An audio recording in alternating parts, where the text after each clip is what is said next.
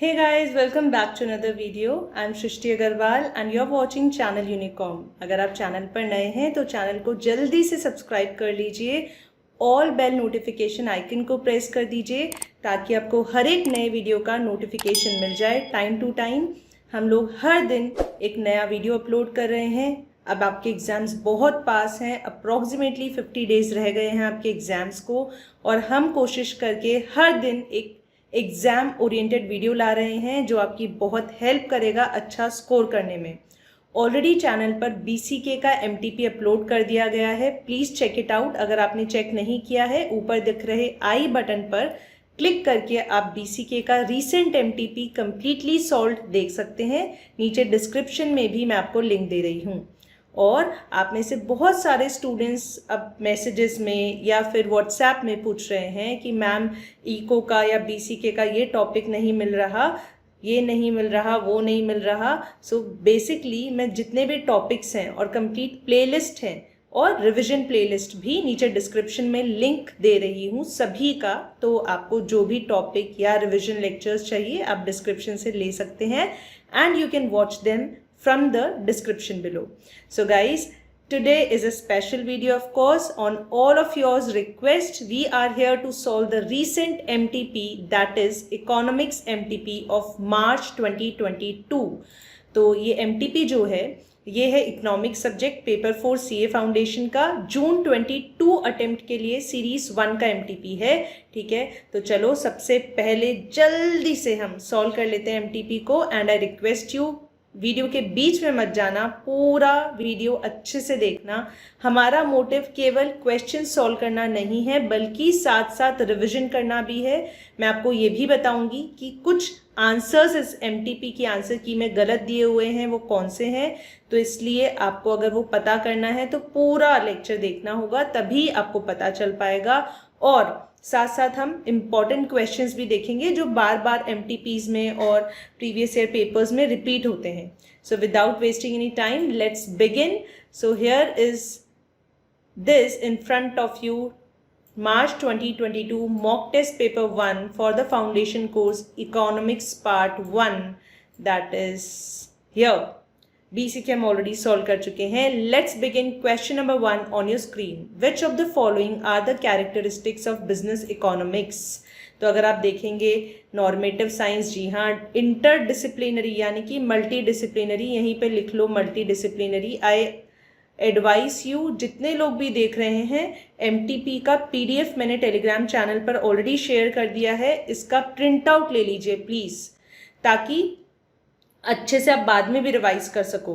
Pragmatic in nature मतलब practical in nature, बिल्कुल। सो तीनों फीचर्स हैं, कैरेक्टरिस्टिक्स हैं, मतलब आंसर हो जाएगा आपका all of the above D, right. Next question देखो, क्वेश्चन नंबर 2। अब ये क्या बोल रहा है, this is saying which branch of economic theory deals with the allocation of resources. ये इंपॉर्टेंट क्वेश्चन है, कई बार CA इंस्टीट्यूट ने एग्जाम में पूछा है, इसलिए प्लीज़ इसको ध्यान से याद रखना। माइक्रो इकोनॉमिक्स में आता है एलोकेशन ऑफ रिसोर्सेज, और क्या क्या आता है, location of an industry, yes, economic condition of A section of people, yes, consumer behaviour, product pricing, factor pricing, ये सब आते हैं माइक्रो में, है ना। चलो आगे देखो। Next question number 3, which system does freedom of choice exist as an advantage.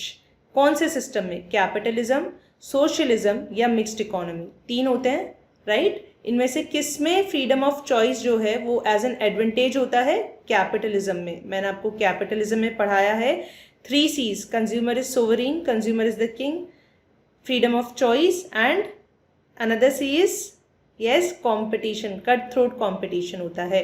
ठीक है, ऑल राइट। नेक्स्ट देखो, question number 4, taxation involves which aspect of normative economics. Normative economics में हम क्या पढ़ते हैं, मोरालिटी के बारे में पढ़ते हैं, है ना। What is fair, what is good for the welfare of the community, है ना। व्हाट इज फेयर, फेयरनेस जो होता है ना, what ought to be done, what should be done, ये बताता है हमें नॉर्मेटिव इकोनॉमिक्स। सो फेयरनेस आएगा इसका आंसर। नेक्स्ट देखो, question number 5, suppose we are drawing a supply curve of a farmer, which of the following will not be held constant. लिख दो यहाँ पर, will not be held constant, मतलब ceteris paribus होता है। सेट्रिस पैरिबस मतलब all other factors except price of the commodity are held constant. Price को छोड़ के बाकी सब कांस्टेंट होता है, तो क्या कांस्टेंट नहीं होता? Price of the commodity. ठीक है, सो ये एक छोटा सा करेक्शन यहाँ पर कर लोगे, इसीलिए मैं बोल रही हूँ जरूरी है प्रिंट आउट लेके पढ़ना।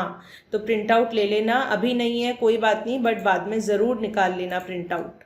PDF आपको टेलीग्राम चैनल से मिल जाएगा, इट इज फ्री। देखो Question 6. A fall in the price of a commodity where everything else is held constant is referred to as?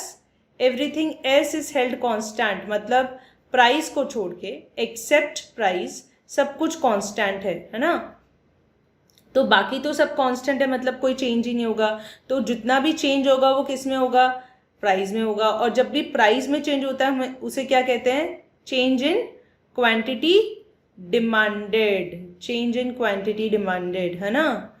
ठीक है, अब यहाँ देखो ये फॉल बोल रहा है, तो जब प्राइस फॉल होगा तो क्वांटिटी डिमांडेड विल इंक्रीज। तो इसका सीधे सीधे आंसर हो जाएगा इंक्रीज इन क्वांटिटी डिमांडेड। ठीक है, इंक्रीज इन डिमांड क्यों नहीं हो सकता और डिक्रीज इन डिमांड क्यों नहीं हो सकता? Why is B and C incorrect? क्यों गलत है बी और सी? बहुत जरूरी है पता लगाना, क्योंकि इंक्रीज और डिक्रीज इन डिमांड का मतलब होता है शिफ्ट इन डिमांड कर्व, जो कि प्राइस के चेंज की वजह से नहीं, अदर फैक्टर्स में चेंज की वजह से होता है। ठीक है, चलो क्वेश्चन नंबर 7 देखो। ये क्वेश्चन अक्टूबर 21 के MTP में भी था, आपके मॉड्यूल में नहीं है, इसलिए ध्यान से देखना। एंजल कर्व की बात कर रहे हैं। एंजल कर्व होता क्या है? ये आपको रिलेशनशिप दिखाता है income of the consumer and quantity demanded के बीच, इन दोनों के बीच का रिश्ता। तो गिफन गुड्स की बात करो। गिफन गुड्स क्या होते हैं? वो गुड्स जो पहली बात तो इन्फीरियर होते हैं, ठीक है भाई, और जिनका प्राइस और डिमांड के बीच में पॉजिटिव रिलेशन होता है ना। प्राइस कम तो डिमांड कम, प्राइस ज़्यादा तो डिमांड ज़्यादा, है ना। ठीक है, तो ये बोल रहा है एंजल कर्व कैसा होगा? गिफन गुड्स का। तो अगर आपको ये पता है ना कि गिफन गुड्स एक तरीके के इन्फीरियर गुड्स होते हैं, तो आपका काम हो गया। और आपको ये भी पता होना चाहिए एंजल कर्व क्या शो करता है? इनकम और डिमांड के बीच का रिश्ता। यस, सो गिफन गुड्स के केस में देखो इन्फीरियर गुड्स है, तो अगर कंज्यूमर की इनकम बढ़ती है, ठीक है, तो इन्फीरियर गुड्स की डिमांड क्या होती है? कम हो जाती है ना, क्योंकि वो सुपीरियर गुड्स के पास चला जाता है। नेगेटिव रिलेशनशिप होता है। यस, इन्फीरियर गुड्स के केस में इनकम और डिमांड के बीच नेगेटिव रिश्ता होता है ना। तो जो गिफन गुड्स हैं वो भी एक तरीके के इन्फीरियर गुड्स हैं, तो नेगेटिव रिलेशनशिप होगा इनकम और डिमांड के बीच, so it will be negatively sloped. I hope आपको ये समझ आ गया। अक्टूबर 21 के MTP में भी सेम क्वेश्चन था। अब देखो नेक्स्ट इज क्वेश्चन नंबर 8, कहता है अ थियरी इज। थियरी क्या होती है भाई? देखो हाइपोथेसिस का मतलब समझो पहले तो। हाइपोथेसिस क्या होता है? चाहो तो लिख लो, it is an idea that is suggested. लिखो, it is an idea that is suggested as the possible explanation for something. It is an idea that is suggested as the possible explanation for something. मतलब अगर मैं कहूँ कि भाई ये फलाना फलाना चीज़ है, ठीक है, दिस इज ट्रू, सो इसके पीछे रीज़न क्या हो सकता है, लॉजिक क्या हो सकता है, आइडिया क्या है जो मैं सजेस्ट कर रही हूँ, अभी तक प्रूव नहीं हुआ, उसे हम कहते हैं हाइपोथेसिस। पर जब ये हाइपोथेसिस प्रूव हो जाता है, वैलिडेट हो जाता है, तब ये थियोरी बन जाता है। तो आंसर क्या हो जाएगा हमारा? A validated hypothesis is known as theory. ठीक है, ये थोड़ा अलग क्वेश्चन था आपके मॉड्यूल से हटके, इसको मार्क कर लेना। क्वेश्चन नंबर 8 को अलग है ये थोड़ा सा, और क्वेश्चन 7 जो है वो पहले MTP में पूछा गया है, और मैंने आपको ऑलरेडी बता दिया है क्वेश्चन नंबर 2 इम्पॉर्टेंट है। क्वेश्चन नंबर 2 इम्पॉर्टेंट है, ठीक है, क्योंकि कई बार पूछा गया है। अब देखो question number 9, the coefficient of price elasticity of demand between 2 points on a demand curve. 2 points के बीच की बात हो रही है डिमांड कर्व पे, ठीक है। तो मान लीजिए ये आपका डिमांड कर्व है ना। अब कोई भी 2 पॉइंट ले लो, उन 2 पॉइंट्स के बीच का कोफिशिएंट ऑफ प्राइस इलास्टिसिटी किससे मेजर करते हैं हम? आर्क इलास्टिसिटी से मेजर करते हैं, ठीक है। सो इसे हम क्या कहते हैं? बेस मेथड भी कहते हैं।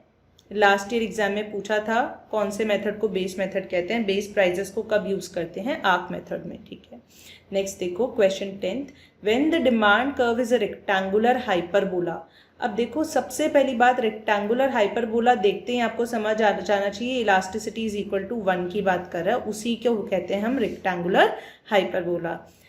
तो जब रेक्टेंगुलर हाइपरबोला होगा, an increase in price of the commodity causes total expenditure of the consumer of the commodity to total expenditure, total outlay में क्या फर्क पड़ेगा?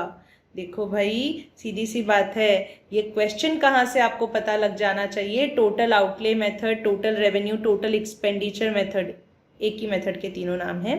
प्राइस इलास्टिसिटी में 4 मेथड पढ़े थे, ऊपर दिख रहे आई बटन पर क्लिक करना अगर टोटल रेवेन्यू मेथड नहीं आता है तो। आपका जो नया मॉड्यूल है उसमें नए क्वेश्चंस भी इस मेथड से ऐड किए गए हैं, इम्पॉर्टेंट है। सो मैं ऊपर लिंक दे रही हूँ आपको, क्लिक करके उसको देख सकते हो। वो क्वेश्चंस भी मैंने वहाँ सॉल्व करवाए हैं उस वीडियो में, ठीक है। अब देखो, इसमें मैंने आपको बताया हुआ है सिंपल सा एक लॉजिक। अगर प्राइस और टोटल रेवेन्यू या आउटले बोल दो एक ही डायरेक्शन में मूव करते हैं तो इलास्टिसिटी लेस देन 1 होती है, और अगर अपोजिट डायरेक्शन में मूव करते हैं तो इलास्टिसिटी मोर देन 1 होती है। और अगर प्राइस के ऊपर नीचे होने पर टोटल एक्सपेंडिचर पर कोई फर्क नहीं पड़ता तो इलास्टिसिटी इज इक्वल टू 1। यहाँ पे ऑलरेडी हमें दिया इलास्टिसिटी इक्वल टू 1 है, प्राइस ऊपर जा रहा है ना, तो हमें क्या होना है, हमें क्या पता चल रहा है, हम जानते हैं अगर प्राइस ऊपर नीचे होता है और टोटल रेवेन्यू या आउटले पे कोई फर्क नहीं पड़ता तो इलास्टिसिटी 1 होती है।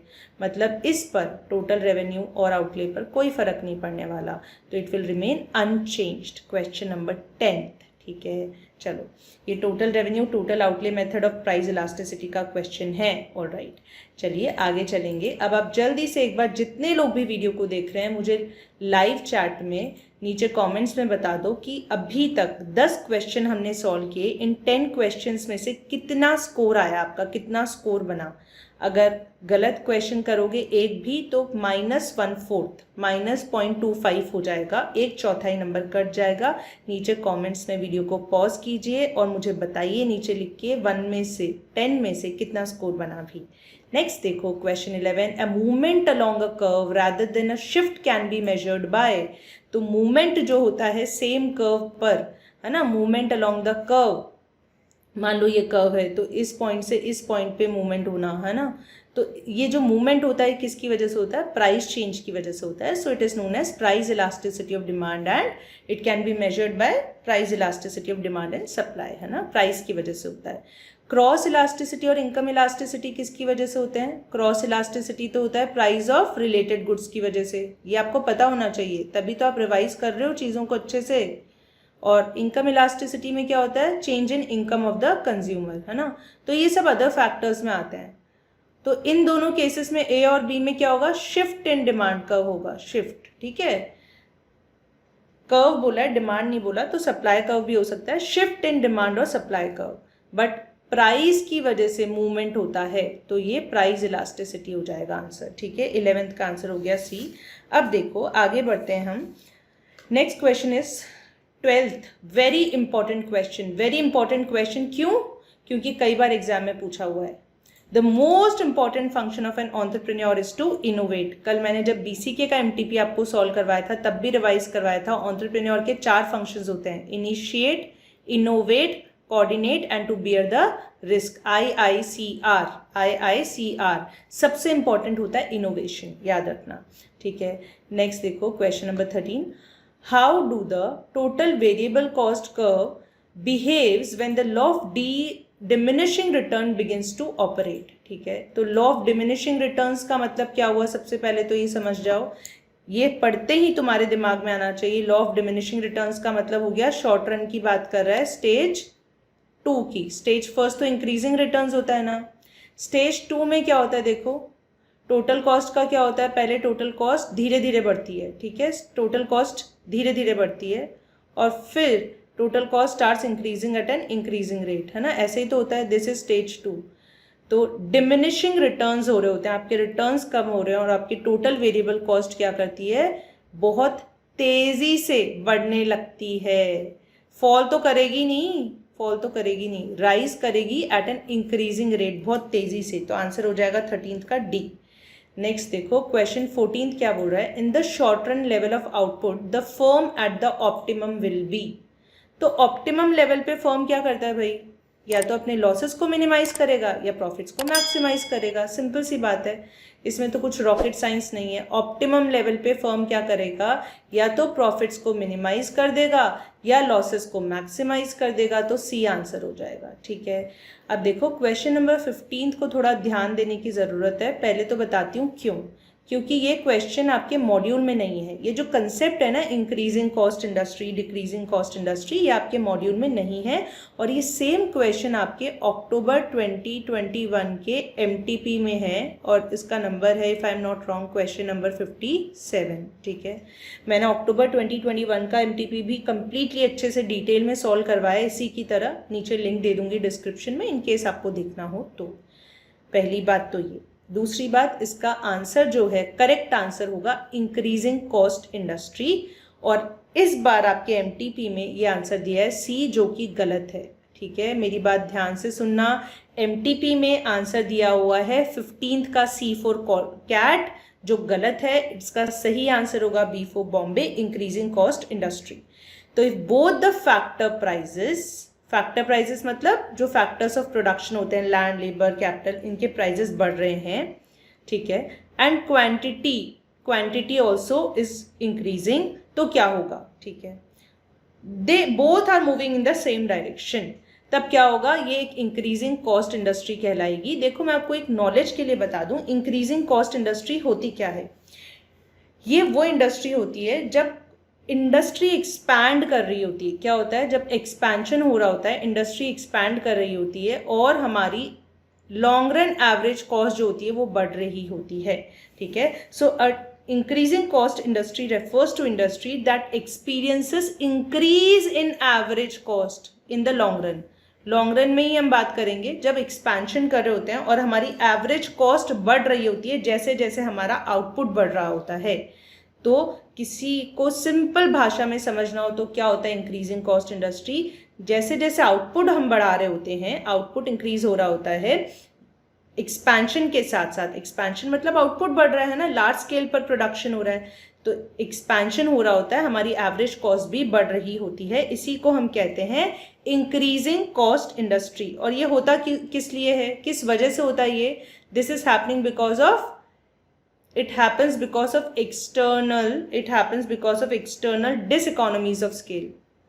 मैंने आपको पहले भी बताया है, डिसइकोनॉमीज का मतलब है कोई बुरी चीज, कोई नेगेटिव चीज, कोई ऐसी चीज जो आपका नुकसान कर रही है, डिसइकोनॉमीज। और इकोनॉमीज का मतलब होता है फायदा, पॉजिटिव चीज।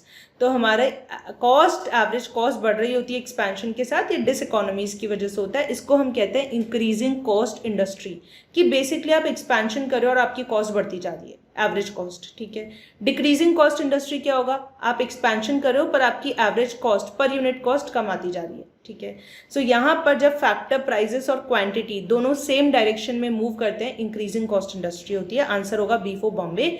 नेक्स्ट देखो question number 16। If the monopolist incur losses in the short run then the long run. Long run में क्या होगा? मोनोपोलिस्ट मतलब एक मोनोपोली फर्म है, सिंगल सेलर, वो शॉर्ट रन में लॉसेस इंकर कर रहा है, शॉर्ट रन में उसको लॉस हो रहे हैं, तो लॉन्ग रन में वो क्या करेगा? भाई कुछ भी हो सकता है वो बिजनेस में रहे, हो सकता है निकल जाए, हो सकता है ब्रेक इवन पॉइंट पर आ जाए, कुछ भी हो सकता है, हम नहीं बोल सकते। 16th का आंसर होगा डी फॉर दिल्ली। ठीक है, चलो आगे चलते हैं। 17th देखो, 17th भी क्वेश्चन जो है वो अलग क्वेश्चन है, नहीं है आपके मॉड्यूल में, है ना। 17th क्वेश्चन देखो क्या बोल रहा है। अ कार्टेल होता क्या है? कार्टेल कुछ बिजनेस फर्म्स वगैरह होते हैं जो एक ही तरीके के बिजनेस में होते हैं, वो एक ग्रुप, एक गैंग बना लेते हैं।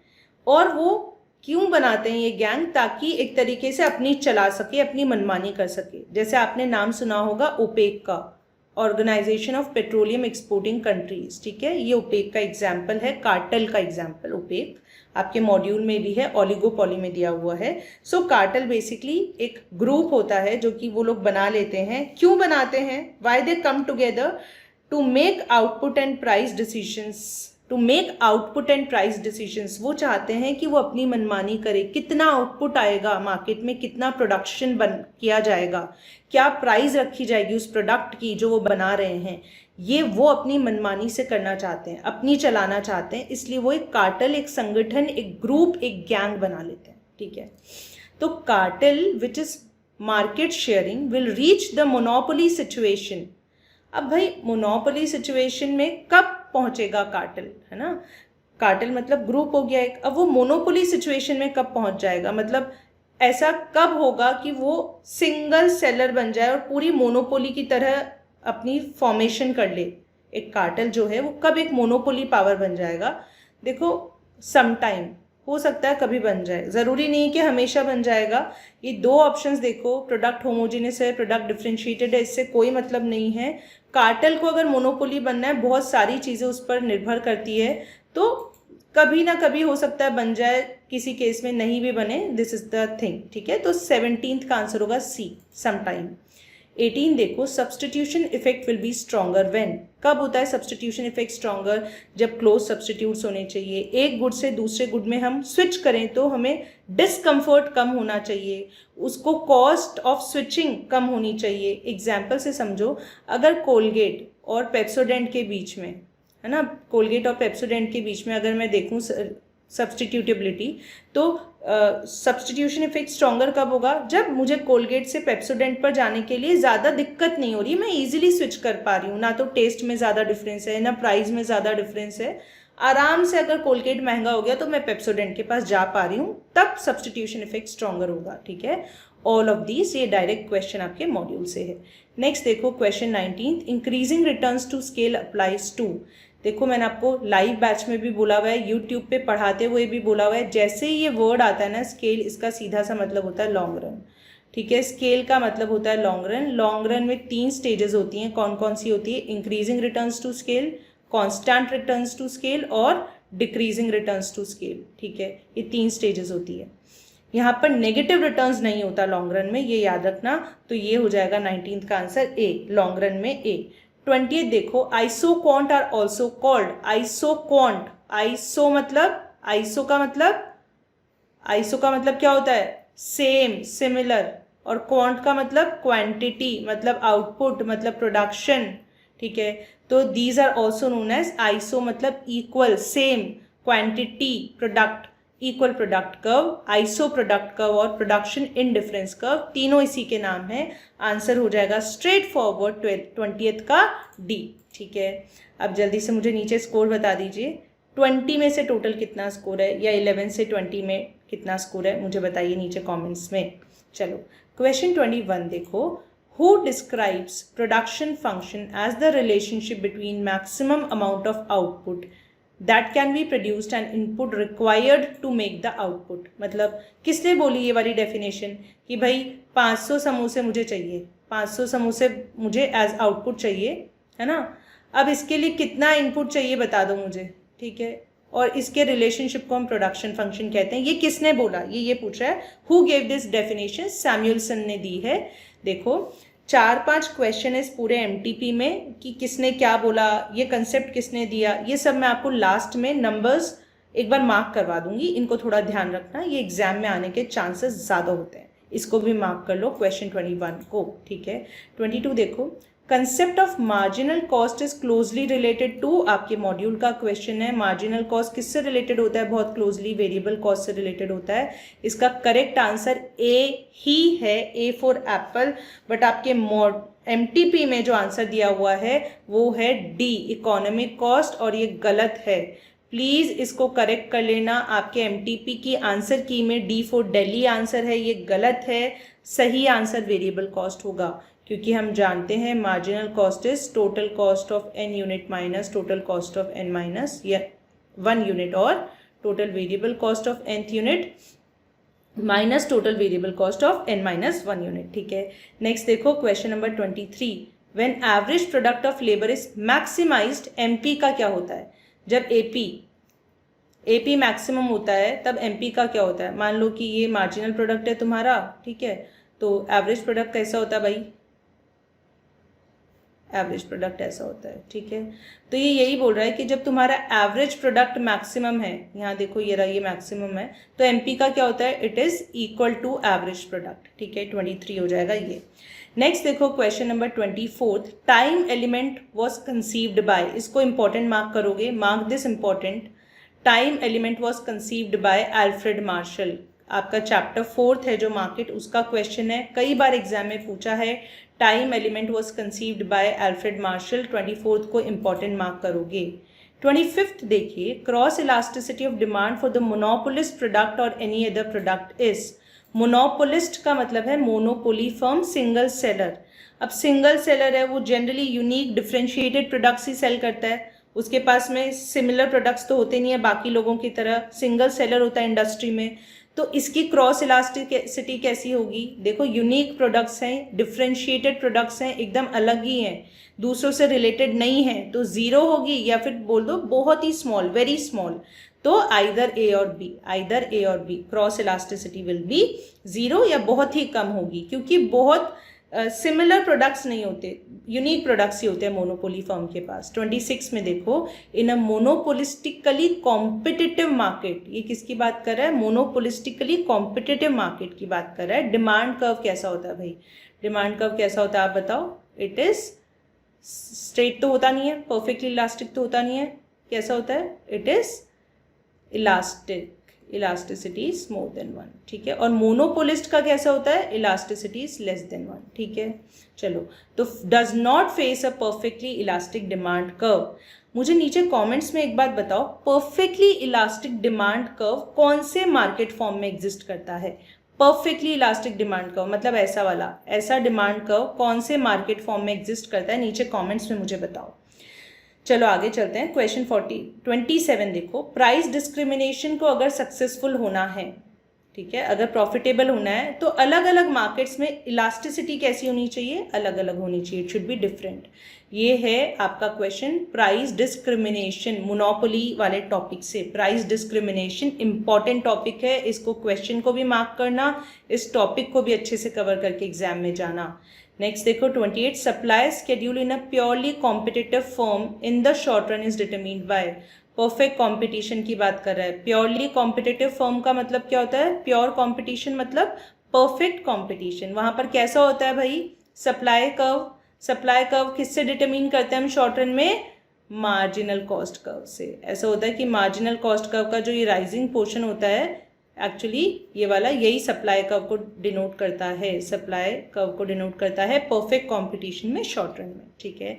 नेक्स्ट देखो question number 29, that is the turning point of business cycle is predicted by. Turning point of business cycle is predicted by. भाई टर्निंग पॉइंट क्या होता है? सबसे पहले तो ये बताओ, टर्निंग पॉइंट क्या होता है बिजनेस साइकिल में? दो चीज़ें होती है मैम, एक तो होता है पीक और एक होता है ट्रॉफ।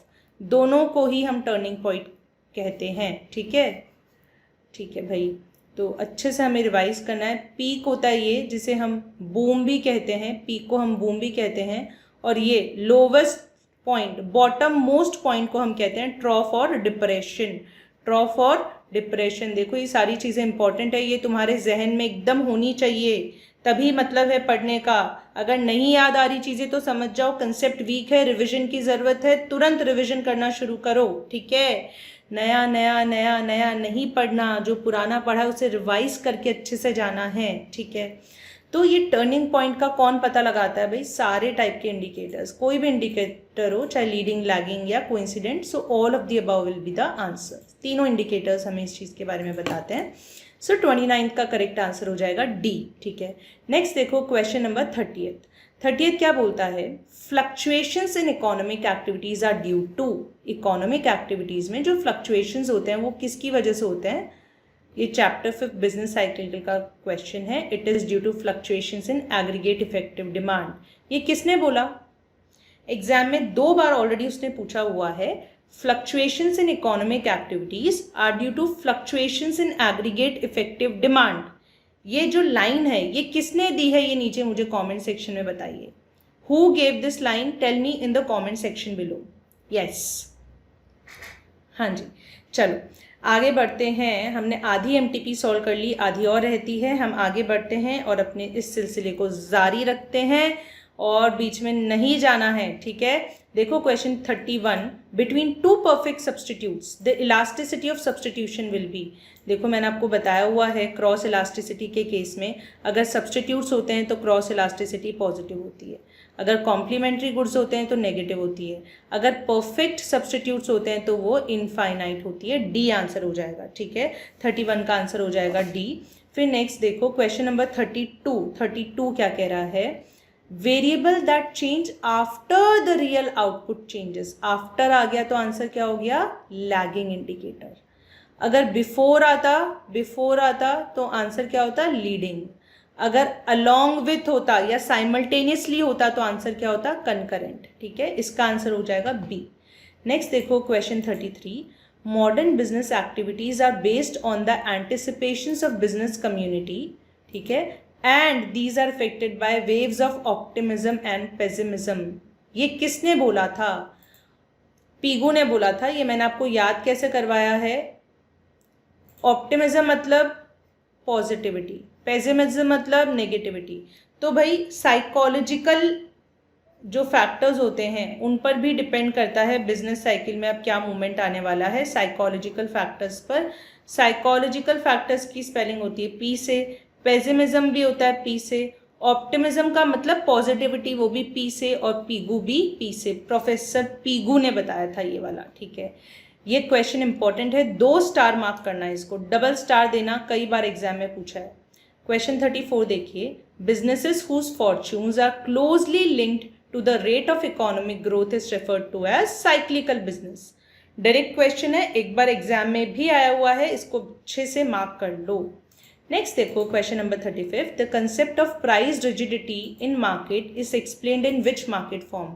प्राइस रिजिडिटी को और क्या बोलते हो, जल्दी से बताओ। प्राइस रिजिडिटी को और क्या बोलते हैं हम इन्हें बोलते हैं स्टिकी प्राइजेस, और ये ओलिगोपॉली में एग्जिस्ट करता है, ठीक है। नेक्स्ट देखो question 36, globalisation indicate rapid dash between countries. Globalisation का मतलब क्या होता है, हमारी इंडियन इकोनॉमी को, देश की इकोनॉमी को वर्ल्ड की इकोनॉमी से इंटीग्रेट करना, एक करना, तो it indicates integration between the countries. तो करेक्ट आंसर हो जाएगा सी 36 का। नेक्स्ट देखो क्वेश्चन 37 क्या कहता है, supply creates its own demand. Supply अपनी डिमांड खुद बना लेती है। ये स्टेटमेंट किसने दिया है भाई, ये आपको बताना है। Supply creates its own demand, ये किसने दिया ये स्टेटमेंट, इसको मार्क कर लो, ध्यान रखना इसको, जेबी से ने कहा है, जेबी से ने कहा है, ठीक है। Supply creates its own demand. Next देखो 38, according to Hicks and Allen demand curve slopes downwards due to. अब देखो एक चीज को समझो, ये क्या बोल रहा है, डिमांड कर्व डाउनवर्ड स्लोपिंग क्यों होता है, मतलब ये बात कर रहा है आपको एक टॉपिक की जिसका नाम है rational of law of demand, ठीक है। उसमें आपको ये बताए हैं, बुक में ये बताया गया है कि जो लॉ ऑफ डिमांड है वो क्यों ऑपरेट करता है, उसके 4 रीजंस बताए हैं। 4 रीजंस क्या है, सब्सटीट्यूशन और income effect, arrival of new consumers, फिर variety of users of the commodities, और एक और है, एक और क्या है, yes, utility maximising behaviour of the consumer. 4 reasons है। तो हिक्स एंड एलन ने क्या रीजन बताया, उसका इनकम इफेक्ट और सब्सटीट्यूशन इफेक्ट बताया। तो 38 का आंसर हो जाएगा बी, ठीक है। अच्छा, मुझे नीचे कमेंट्स में ये बताइए अब आप कमेंट करके कि जो लॉ ऑफ डीएमयू है ये किसने दिया है, who gave the concept of law of diminishing marginal utility, ये मुझे बता दो। चलो नीचे कमेंट्स में जल्दी से मुझे बताओ लॉ ऑफ डीएमयू किसने दिया है। और क्वेश्चन नंबर 39 और 40 देखो, a rise in the price of a good, price बढ़ गई भाई गुड की, तो कंज्यूमर सरप्लस पे क्या फर्क पड़ेगा। कंज्यूमर सरप्लस क्या होता है, price which a consumer is willing to pay, मतलब मैं कितना देने को तैयार थी, minus what he actually pays, है ना। मान लीजिए मैं 100 रुपीज़ थी तैयार देने के लिए, बट एक्चुअल में मैं कितना दूंगी, जितना लिखा हुआ होगा लेबल पे, जितनी मार्केट प्राइस होगी, है ना, वो 80 थी, ठीक है। तो मेरा कंज्यूमर सरप्लस 20 हो गया। अब देखो क्वेश्चन बोलता है राइज इन प्राइस, मतलब ये मार्केट प्राइस बढ़ गई, ये वाली जो प्राइस है ये मान लो 90 हो गई। अब मेरा कंज्यूमर सरप्लस कितना होगा, 100 माइनस 90 मतलब 10। पहले कितना था 20, प्राइस के बढ़ने की वजह से कम हो गया, तो rise in price will reduce the consumer surplus. तो मार्केट प्राइस बढ़ेगी तो कंज्यूमर सरप्लस कम हो जाएगा, मार्केट प्राइस कम होगी तो कंज्यूमर सरप्लस बढ़ जाएगा। ये क्वेश्चन भी नया क्वेश्चन है, तुम्हारे मॉड्यूल में नहीं है, इसको थोड़ा ध्यान रख सकते हो। 40th, मैंने कंज्यूमर सरप्लस का जो टॉपिक है बहुत अच्छे से एक्सप्लेन किया है। आपको अगर कोई डाउट है, आप रिवाइज करना चाहते हैं तो वीडियो का लिंक नीचे डिस्क्रिप्शन में मिल जाएगा, आप देख सकते हैं। When two goods are perfect substitutes of each other, तो उनके बीच में marginal rate of substitution MRS कैसा होता है, कैसा होता है उनका MRS इंडिफरेंस कर्व कैसा होता है। देखो MRS कुछ ऐसा होता है भाई, सीधी सी बात है। ये बीच में टूट गई लाइन, ये ऐसे सही कर देते हैं, ठीक है। सो जब दो गुड्स परफेक्ट सब्सटीट्यूट्स होते हैं तब उनका MRS होता है कांस्टेंट, और उनका इंडिफरेंस कर्व होता है वो होता है these are straight lines with a constant slope. तो both A and B are correct. इसको डबल स्टार मार्क करना इंपॉर्टेंट क्वेश्चन है। दो परफेक्ट सब्सटीट्यूट्स का MRS होता है कांस्टेंट। अच्छा बताओ, दो कॉम्प्लीमेंट्री गुड्स होते हैं ना, कॉम्प्लीमेंट्री गुड्स जो साथ में यूज होते हैं ना, कॉम्प्लीमेंट्स, कॉम्प्लीमेंट्री गुड्स का मार्जिनल रेट ऑफ सब्सटीट्यूशन कैसा होता है, ये बताओ। MRS कैसा होता है कॉम्प्लीमेंट्री गुड्स का। Indifference curve is L shaped, याद रखना कॉम्प्लीमेंट्री गुड्स का इंडिफरेंस कर्व एल शेप्ड होता है। एग्जाम में 3 बार क्वेश्चन पूछा हुआ है। MRS होता है अनडिफाइंड, अनडिफाइंड होता है MRS, याद रखो। अनडिफाइंड, डिफाइन नहीं कर सकते, डिसाइड ही नहीं कर पाता कंज्यूमर। दो जूते हैं, मतलब एक लेफ्ट पैर का जूता है, एक राइट पैर का जूता है, अब दोनों में से एक भी नहीं मिला तो तुम्हारे लिए तो कोई यूटिलिटी नहीं होगी ना उसकी, सीधी सी बात है, ठीक है। तो इसलिए हम डिसाइड ही नहीं कर पाते MRS। चलो 41, behaviour of supply depends upon. Supply किस किस पे डिपेंड करती है भाई, इन सभी चीज़ों पे डिपेंड करती है। Phenomena, degree of adjustment, period कैसा है, टाइम पीरियड शॉर्ट रन है कि लॉन्ग रन, सब पे डिपेंड करती है, ठीक है। So behaviour of supply will depend upon all of these. 42 देखो, which are the main assumptions of production function. Double star mark कर दो, इंपॉर्टेंट क्वेश्चन है। मैंने एक पोस्ट डलवाया था जिसमें मैंने आपको चैप्टर 3 यूनिट 1 के सारे इंपॉर्टेंट टॉपिक्स बता दिए हैं। वो पोस्ट आपको टेलीग्राम चैनल पर भी मिल जाएगा, वो देख लेना। उनमें से एक टॉपिक ये भी है अजम्पशंस ऑफ प्रोडक्शन फंक्शन। अगर आप पढ़ोगे ये सारे के सारे अजम्पशंस सही हैं प्रोडक्शन फंक्शन के, all of these are true. Direct question है, इसमें कुछ है नहीं ऐसा। क्वेश्चन 43 देखो, एक रैशनल प्रोड्यूसर कौन से स्टेज में ऑपरेट करता है लॉ ऑफ वेरिएबल प्रपोर्शंस के। लॉ ऑफ वेरिएबल प्रपोर्शंस पढ़ते ही आपके दिमाग में क्या आना चाहिए, शॉर्ट रन। स्केल वर्ड पढ़ते ही आपके दिमाग में आना चाहिए लॉन्ग रन। सबसे अच्छा स्टेज कौन सा होता है, स्टेज 2। रैशनल प्रोड्यूसर स्टेज 2 में ऑपरेट करता है। और स्टेज 1 और स्टेज 3 को हम कहते हैं स्टेजेस ऑफ इकोनॉमिक एब्सर्डिटी और स्टेजेस ऑफ इकोनॉमिक नॉनसेंस। ये क्वेश्चन भी पूछ सकता है, ठीक है। 44 देखो, rising part of long run average cost curve is due to. Long run average cost curve होता कैसा है भाई, कैसा होता है, इट इज़ बोट शेप्ड, है ना, ये बोट शेप का होता है ऐसा, ठीक है। तो ये जो राइजिंग वाला पार्ट है ना, ये पार्ट, ये किसकी वजह से है, ये किस वजह से हो रहा है भाई, क्यों कॉस्ट बढ़ रही है, डिस इकोनॉमीज की वजह से बढ़ती है, डिस इकोनॉमीज ऑफ स्केल की वजह से बढ़ती है। 44 का करेक्ट आंसर हो जाएगा the rising part of the long run average cost curve is due to. So the cost is rising, right. हमारी long run average cost curve increase, ये जो है ये बढ़ रही है, ठीक है। The rising part of the long run average cost curve is due to, of course आप खुद समझो, अगर हमारी कॉस्ट बढ़ रही है, एवरेज कॉस्ट हमारी बढ़ रही है, तो मतलब कुछ ना कुछ गड़बड़ हो रहा है, डिस इकोनॉमीज की वजह से ये होगा, तो इसका आंसर बी होगा। पर आपके MTP के आंसर की में इसका आंसर दिया है सी, है ना, सी, पर ये गलत है, ये गलत है। तो या तो आप इसका करेक्ट आंसर बी मार्क कर लो, या फिर आप क्या कर सकते हो, राइजिंग की जगह यहाँ पे लिख दो फॉलिंग, यहाँ पे लिख दो फॉलिंग। क्योंकि जो ये फॉलिंग वाला पार्ट है ना, जब LAC हमारी कम हो रही है, एवरेज कॉस्ट कम हो रही है, तो वो इकोनॉमीज ऑफ स्केल की वजह से होती है, यानी सी आंसर हो सकता है। मेरी बात समझ गए। या तो 44 का correct answer B for Bombay mark कर दो, या फिर राइजिंग को काट के फॉलिंग लिख दो, और फॉलिंग लिखोगे तो आंसर सी फॉर कैट हो जाएगा, ठीक है। चलो नेक्स्ट देखो, question number 45, the vertical distance between the total variable cost and the total cost is known as what, ठीक है। तो भाई ये तो हो गई आपकी टोटल वेरिएबल कॉस्ट, ठीक है, और ये हो गई आपकी टोटल कॉस्ट। अब इसके बीच का ये जो वर्टिकल डिस्टेंस होता है, ये क्या होता है, ये होता है आपका फिक्स्ड कॉस्ट। ये आप सबको पता है, मैंने आपको लेक्चर में भी बताया है। तो टोटल फिक्स्ड कॉस्ट हो जाएगा, 45 का करेक्ट आंसर ए हो जाएगा।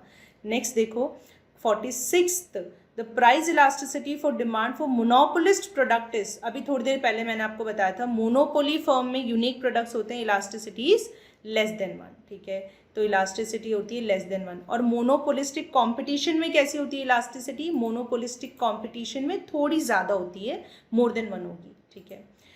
नेक्स्ट देखो question 47, what are the determinants of price elasticity of demand. Price elasticity of demand किन किन फैक्टर्स पर डिपेंड करती है, टाइम पीरियड, शॉर्ट रन है या लॉन्ग रन, टाइट डिमांड है कि ऑटोनोमस डिमांड है, टाइट डिमांड है या ऑटोनोमस डिमांड है, प्राइस रेंज, सब पर डिपेंड करता है, ऑल ऑफ द अबव।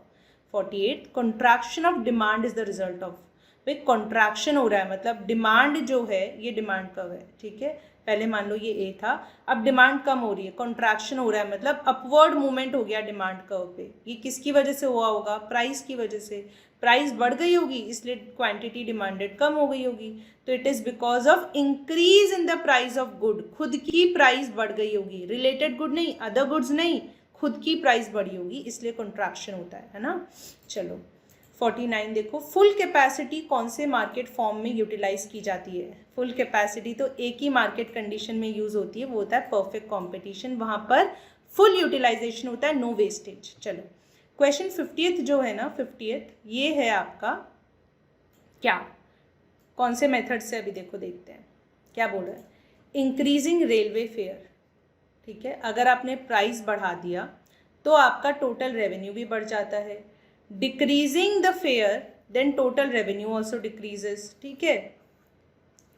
तो भाई रेलवे की जो ये डिमांड इलास्टिसिटी कैसी होगी, आपको पता है ना, अगर प्राइस बढ़ता है और टोटल रेवेन्यू बढ़ता है, प्राइस कम होता है टोटल रेवेन्यू या टोटल आउटले कम होता है, सेम डायरेक्शन में अगर मूवमेंट होता है तो हम क्या बोलते हैं, elasticity is less than 1, total outlay method का क्वेश्चन है, it is greater than 0 but less than 1, total outlay method का क्वेश्चन है, ठीक है, 50th का आंसर हो जाएगा ये। अब देखो question 51, which of the following statement is correct, इनमें से कौन सा स्टेटमेंट करेक्ट है, तो आप देखेंगे ना, micro economics is the study of behaviour of economy as a whole, नहीं, ये तो मैक्रो में होता है, पूरी इकोनॉमी को हम मैक्रो में पढ़ते हैं। Positive economic focuses on welfare of the people, नहीं, normative economics focuses on welfare of people, ठीक है, तो ये गलत है। और ए को पढ़ोगे ना तो ये प्रोडक्शन पॉसिबिलिटी फ्रंटियर की बात कर रहा है, ये प्रोडक्शन पॉसिबिलिटी कर्व पीपीसी या प्रोडक्शन पॉसिबिलिटी फ्रंटियर अब आपके सिलेबस में नहीं है, ये सीए फाउंडेशन से पहले जो सीपीटी होता था उसमें होता था, बट इन्होंने फिर भी क्वेश्चन दे दिया, आप इसको पढ़ोगे, ये सही है, दिस इज ट्रू, तो ये ए आंसर हो जाएगा। 52 देखो, which of the following is not part of the opportunity cost of going on holiday, हर चीज़ की कोई अपॉर्चुनिटी कॉस्ट होती है, हर चीज़ का नेक्स्ट बेस्ट ऑल्टरनेटिव होता है, अगर मैं अभी आपको नहीं पढ़ा रही होती तो मैं क्या कर रही होती, मैं लाइव बैच ले रही होती, यूट्यूब के लिए वीडियो बना रही होती, वो अपॉर्चुनिटी कॉस्ट हो गई आपको पढ़ाने की, ठीक है, क्या खोया मैंने ये करने के लिए, ठीक है, कुछ पाने के लिए कुछ खोना पड़ता है, जो खोया वो अपॉर्चुनिटी कॉस्ट, हर चीज़ की अपॉर्चुनिटी कॉस्ट होती है। आप हॉलीडे पे गए तो आपने थिएटर में पैसा खर्च किया, वो भी अपॉर्चुनिटी कॉस्ट है, जो आपने घर पे रह के कमा सकते थे वो भी अब आपने नहीं कमाया, वो भी है, एयरलाइन की टिकट्स पे पैसा खर्च हुआ, वो भी अपॉर्चुनिटी कॉस्ट है, the money you spent on food, ये अपॉर्चुनिटी कॉस्ट नहीं, खाना तो हम वैसे भी खाते हैं, ठीक है, सो ये अपॉर्चुनिटी कॉस्ट नहीं है। लास्ट 6-7 क्वेश्चन बचे हैं, मेरे साथ बने रहें और ध्यान से चीज़ों को देखें, हो सकता है इनमें से सेम क्वेश्चंस आपको एग्जाम में देखने को मिल जाए, don't go anywhere. Question 53 on your screens, net domestic expenditure in consumption expenditure plus, बोल रहा है नेट डोमेस्टिक एक्सपेंडिचर क्या होता है, कंजम्पशन एक्सपेंडिचर में हम क्या ऐड करते हैं कि नेट डोमेस्टिक एक्सपेंडिचर आ जाए, तो नेट डोमेस्टिक एक्सपेंडिचर एक्चुअल में होता क्या है, ये व्हाट इज दिस एनडीई, ये वो सारा का सारा एक्सपेंडिचर है जो कि एक पीरियड में विद इन एन इकोनॉमी हम खर्च करते हैं, it is the expenditure incurred during the given period of time with in the economy, ठीक है, विद इन द इकोनॉमी हमने जितना भी खर्चा किया। अब ये दो पार्ट से मिलके बनता है, एक तो कंजम्पशन एक्सपेंडिचर और एक नेट डोमेस्टिक इन्वेस्टमेंट, NDI, ठीक है, ये भी आपके मॉड्यूल में नहीं है क्वेश्चन, इसको थोड़ा सा समझ लें, ये आप अच्छे से डिटेल में पढ़ेंगे इंटर में, इकोनॉमिक्स फॉर फिनेंस में, तब हम साथ पढ़ेंगे। अभी देखो NDE is consumption expenditure plus NDI net domestic investment. NDI क्या होता है, आपकी नॉलेज के लिए बता दूं, नेट डोमेस्टिक इन्वेस्टमेंट क्या होता है. It is what, it is the expenditure incurred by the private companies on the business sector. जो भी प्राइवेट कंपनीज हैं या फिर जो गवर्नमेंट है, इन सब ने रियल एस्टेट में कैपिटल स्टॉक को बढ़ाने के लिए, बिजनेस सेक्टर को अच्छा करने के लिए प्राइवेट कंपनीज ने और गवर्नमेंट ने मिलके कितना खर्चा किया बिजनेस सेक्टर पर, उसको कहते हैं नेट डोमेस्टिक इन्वेस्टमेंट. ठीक है, इतना समझ लो, बहुत है.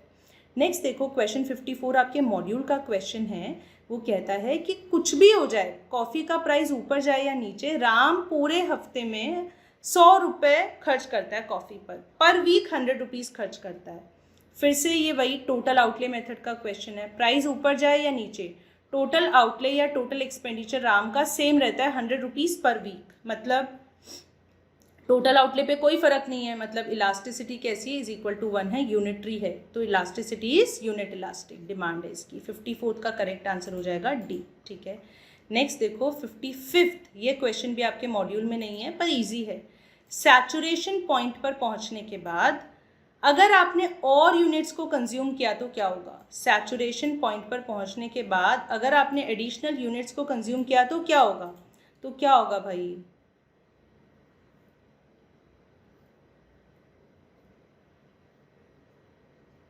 Total utility. ठीक है, आपकी टोटल यूटिलिटी तो मैक्सिमम होके कम होने लग जाएगी सैचुरेशन पॉइंट के बाद, है ना.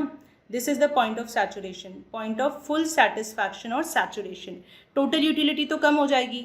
और मार्जिनल यूटिलिटी का क्या होता है, मार्जिनल यूटिलिटी क्या होती है, ये जीरो हो जाती है. यहाँ पर जीरो हो जाती है तो ये अब नेगेटिव होने लग जाती है. सो पॉइंट ऑफ सैचुरेशन, पूरी तृप्ति हो गई, हो गया भाई, बिल्कुल अब और नहीं खा सकते, सेटिस्फैक्शन मैक्सिमम पर पहुंच चुका है. टोटल यूटिलिटी क्या करेगी, it will fall. Total utility full नहीं है, ये फॉल है. टोटल यूटिलिटी फुल नहीं है, FALL है, सही कर लो इसको. Fall and MU will become negative. ठीक है, चलो लास्ट 5 क्वेश्चंस. 56th क्वेश्चन देखो. The law of variable proportions come into being when. मैंने आपको अभी बताया, लॉ ऑफ वेरिएबल प्रोपोर्शंस सुनते ही दिमाग में आना चाहिए शॉर्ट रन.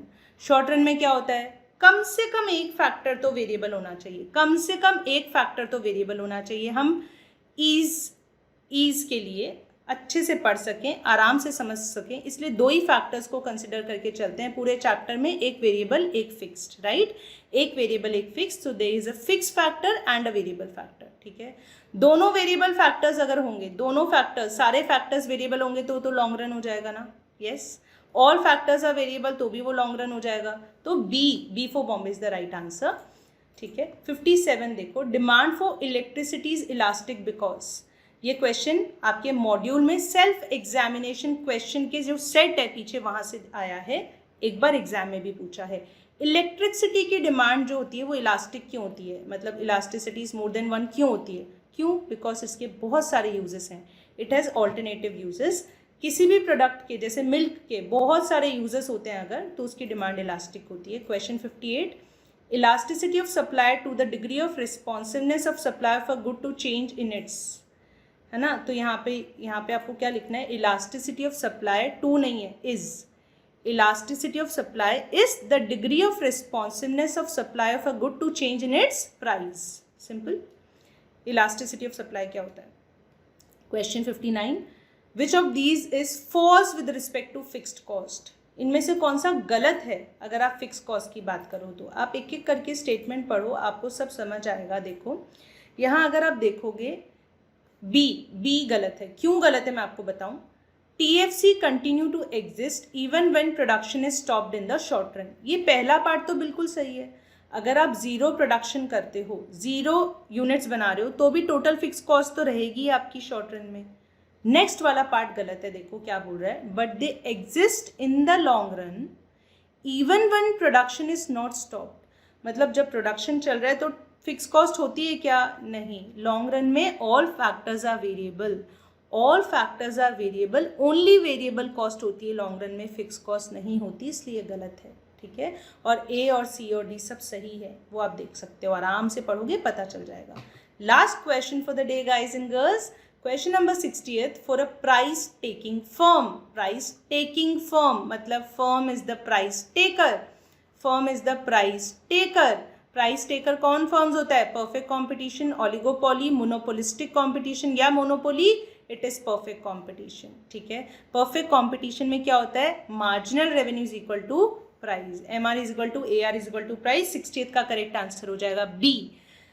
सो दोस्तों, that was all from my side. अच्छे से हमने MTP सॉल्व की. अगर आपको मेरी कोशिश पसंद आई, अच्छे से MTP के क्वेश्चन समझ आए, बिल्कुल अच्छे से रिविजन हो पाया, तो please like the video and share this with the people who would need to hear this. जिनको भी काम आ सकता है उनके साथ शेयर करें. और इन क्वेश्चंस को मार्क करोगे. क्वेश्चन नंबर 21, 24, 33 और 37. ये चारों क्वेश्चंस नेम से रिलेटेड हैं कि ये किसने बोला, ये डेफिनेशन किसने दी. जनरली एग्जाम में 5 से 7 क्वेश्चंस ऐसे पूछे जाते हैं. सो इनको आप एक बार मार्क कर लोगे. और जो क्वेश्चंस मैंने इंपॉर्टेंट बताए उनको भी ध्यान रखना. वो रिपीटेडली एग्जाम में पूछे गए हैं, इसीलिए मैंने आपको उनको स्टार मार्क करवाया है. BCK का MTP अगर नहीं देखा है तो देख सकते हो, नीचे डिस्क्रिप्शन में लिंक दे रही हूँ. That was all from my side. See you soon in the next video. अच्छे से मन लगाकर तब तक पढ़ाई करो. रिविजन करना बहुत ज़रूरी है. याद रखना, चीज़ों को रिवाइज करते रहना timely. See you soon. Bye bye.